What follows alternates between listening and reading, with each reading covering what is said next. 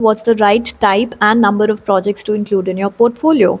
That's a very common question I get. And the one thing I keep repeating is remember, a portfolio isn't our autobiography. It doesn't have to have everything.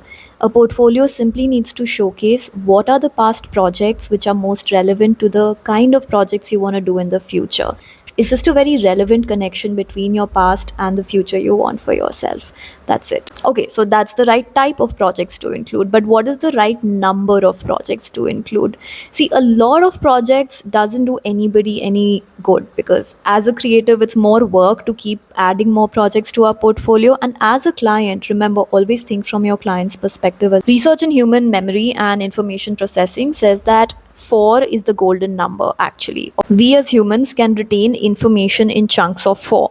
So you might have experienced this yourself as well. If there are a lot of things that you have to go through, perhaps you can grasp 3 or 4 at best at once. So the same happens to your client as well. Beyond that, you lose interest, they lose interest.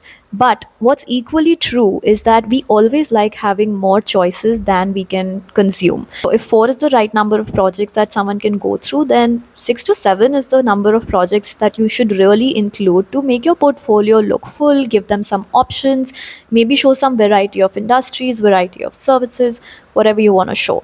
Okay, we got 6 to 7 projects, but which ones do we select? Now, this is fairly simple, because if you just have 6 to 7 projects that match that description of past projects which reflect the kind of work you want to do in the future, then great, your decision's already made. Go make some killer case studies and put them on your website.